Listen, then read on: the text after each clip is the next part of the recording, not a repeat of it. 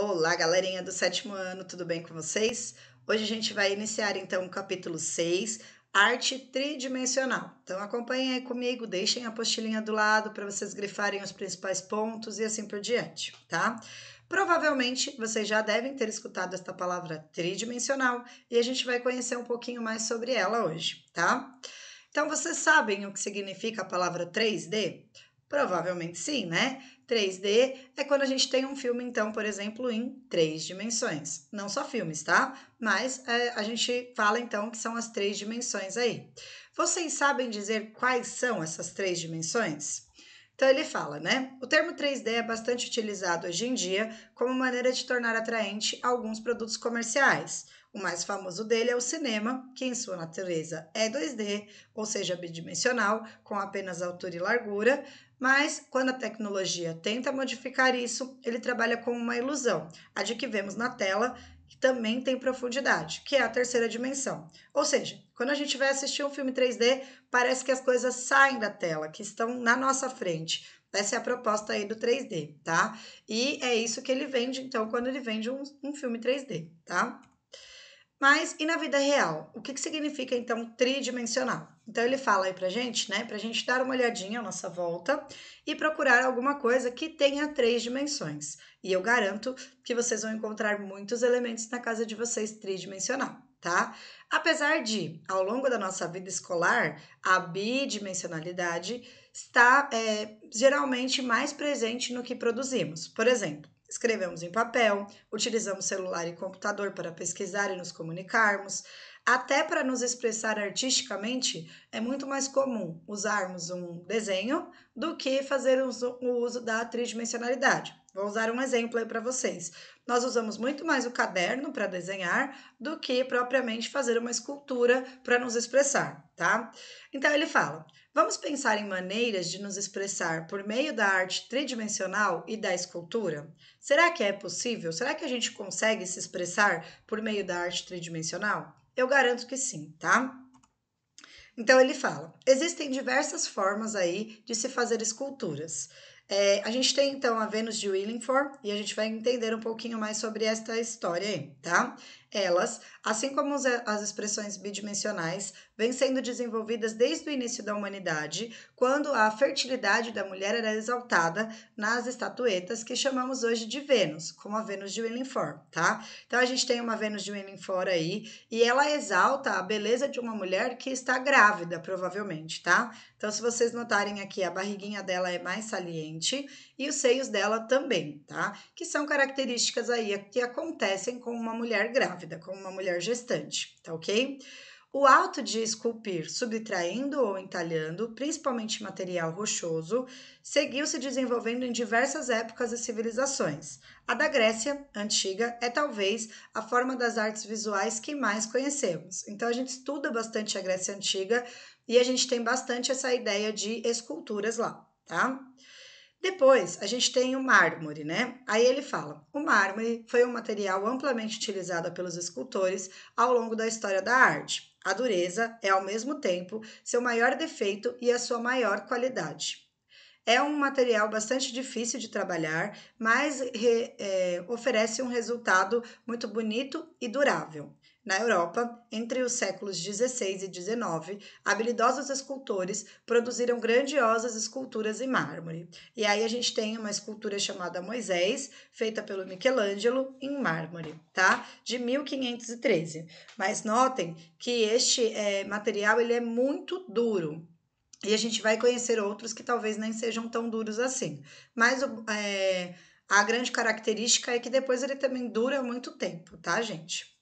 Então a gente tem, né? Michelangelo é provavelmente um dos escultores mais conhecidos, então grifem o nome dele aí no nosso textinho, tá? Pelas obras do Davi e Pietà. Para ele, a escultura já estava dentro da pedra, sendo necessário apenas retirar os excessos para descobri-la. Então, coisa de artista aqui, né? Tem uma falazinha dele que é: vi um anjo no bloco de mármore e simplesmente fui esculpindo até libertá-lo. Então, às vezes os artistas têm muito dessa, olha, mas eu já estava com a inspiração, eu já tinha visto aquele desenho. Então, os escultores têm muito disso. Às vezes eles veem a obra né, que não tem nada, crua, e aí eles falam, imagina, eu já tô vendo ali uma pessoa, um pedaço de braço e coisas que a gente às vezes nem viu, tá? Conta-se que após terminar a sua escultura, Moisés, uma encomenda do Papa, Michelangelo teria dado batidinhas com o martelo sobre a peça e gritando, parla, parla, que significa em italiano, fala, fala. Então ele fala como se ele tivesse dado vida para aquela escultura, né? E aí ele, ô escultura, vamos falar. Era essa a proposta aí dele, tá? Para se produzir uma escultura em mármore, então, os artistas normalmente eles fazem um projeto, ou seja, um desenho, e ainda um modelo em argila, que pode ser em gesso ou em cera, para então começarem a trabalhar na pedra. Os primeiros instrumentos utilizados são barras de ferro, conhecidas como cinzéis ou talhadeiras, podem grifar esses nomes aí também, tá? Com pontas específicas, que são empurradas contra a pedra com as batidas de um martelo, subtraindo a matéria. Então, se vocês notarem aqui, ele está fazendo exatamente isso. A gente tem um objeto que vai esculpindo aqui e ele vai dando batidinhas no martelo para conseguir encontrar, então, o que ele quer aí. Depois, o escultor, ele utiliza grosas, que é como se fossem lixas, tá? Só que para você esculpir um outro determinado material é chamado de grosa, que são barras de ferros com ranhuras que desgastam a pedra, tá? E finaliza lixando e polindo a peça, com lixas e pedras pomes, que é uma pedra áspera formada por uma lava vulcânica endurecida. Difícil, hein, gente? Atualmente, alguns escultores usam também equipamentos elétricos, como furadeiras e retíficas, até porque estamos numa era muito mais moderna, tá, gente? Então, não tem por que não usar a modernidade para criar as suas esculturas também, tá ok? Outro processo bastante utilizado por escultores ao longo da história da arte é a fundição de estátuas em bronze. Este processo é comum desde a Grécia Antiga, pelo menos embora também tenham sido encontradas pequenas estatuetas de bronze feitas pelos egípcios. O registro da mais antiga escultura em bronze data de 2.500 anos antes de Cristo, vinda de uma civilização antiga localizada onde fica hoje o Paquistão, tá? Para fazer uma escultura em bronze, o artista não trabalha diretamente com este material, que é uma liga metálica de cobre estranho e algum outro elemento como o zinco ou o chumbo, mas cria sua escultura em argila, que servirá como base para o que será feito um molde de gesso, no qual será despejado o bronze e derretido em alta temperatura, tá? Então ele fala, né? O método mais comum aí se chama cera perdida. Então, não sei se vocês lembram, o sétimo ano, mas a gente já viu esse método, tá? Qual é a proposta da cera perdida? Nele, com base no primeiro modelo de uma argila, um modelo oco de cera é feito. Então, primeiro ele faz em argila, depois ele recobre isso com. Peraí, deixa eu pensar. Primeiro ele faz isso em argila, depois ele recobre isso com uma cera, tá? Que é feito como se fosse uma casca em toda a escultura. Então vamos supor lá, eu quero fazer um braço. Aí eu crio esse braço em argila. Depois eu vou recobrir esse braço todo com a cera, tá? E aí ele fala o seguinte, fazendo uma casca nele. Por meio dessa casca, que pode ser corrigida e mais detalhada pelo artista, já que a cera é um material facilmente manipulado, são feitos um molde interno e um externo de gesso. Então, ou seja, ele recobre depois com gesso por cima. E aí ele faz o seguinte, a escultura, então, de cera é derretida, então ele põe muito calor ali, derrete aquela cera, que tem, né, uma parte de argila por dentro e a parte de gesso por fora, e aí ele fica um oco no meio desses dois elementos aí, tá? No lugar dela, então, é colocado bronze derretido e formará uma nova e definitiva escultura oca, após a quebra do gesso. Então, você quebra o gesso de cima e aí você fica com a escultura que estava entre essa argila e esse gesso, tá? E por que a cera é perdida, né? Que é o nome da técnica aí. Porque depois de derretida não tem como utilizar essa cera de novo. Então, por isso que a gente fala que a cera fica perdida, tá? O bronze, ele tem um alto custo para ser fundido, né? Por isso, muitas vezes o artista antes modela em gesso, além do modelo de argila, para apresentar algum possível patrocinador ou a quem ele tenha encomendado a peça, tá? Então, como é muito difícil aí de ser feito, geralmente ele mostra o modelo em argila ou o modelo, né, como é que chama o outro? Esqueci. Um modelo em argila ou um modelo em gesso, e aí ele fala, olha, eu fiz essa escultura, você gostou? Eu posso modelá-la em bronze. E aí as pessoas acabam comprando, então, esse material, tá? Em contrapartida, ele é um material muito resistente e durável.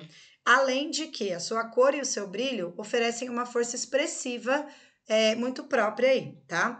E eles podem receber também um tratamento químico que é chamado de pátina, para que a sua superfície mude de cor. Mas isso também costuma ocorrer naturalmente pela ação do tempo. Tá? No bronze é comum aparecer uma camada esverdeada chamada de azinhavre, que é o resultado da oxidação do cobre presente em sua liga, tá? Então, ou seja, ele é um material que ele vai mudando de cor conforme o tempo. Além disso, ele pode receber vários efeitos depois de pronto para poder ficar ainda mais bonito, tá? Bom, quais são as atividades então para esta semana? Vocês vão fazer o Para Conferir, página 285, exercício 1 e 2, e temos uma atividade prática, que é a página 283, exercício 5. Então, utilizando um material à sua escolha, vocês vão criar duas esculturas que tenham conexão, como se pertencessem a uma coleção. E elas não devem ser iguais, mas sim ter uma conexão. Por exemplo, vou continuar no exemplo do braço, tá? Vamos supor que eu fiz uma escultura que é um braço. Que outra escultura eu posso fazer que tenha conexão com o braço? Eu posso fazer uma mão, eu posso fazer um ombro, tudo isso tem conexão com o braço. Então, vocês vão criar duas esculturas. Professora, qual material eu preciso utilizar? Qual vocês preferirem? Se quiser utilizar papelão, argila, qual vocês preferirem e tiverem em casa, tá, gente? O ideal é que vocês não saiam de casa para comprar este material. Então, usem os materiais que vocês têm disponível em casa. Olha, tenho massinha, pode usar massinha. Usem a criatividade aí, eu tenho certeza que vocês têm. Tá ok, sétimo ano? Um beijo no coração de vocês, obrigada e até a nossa próxima videoaula. Beijo, beijo!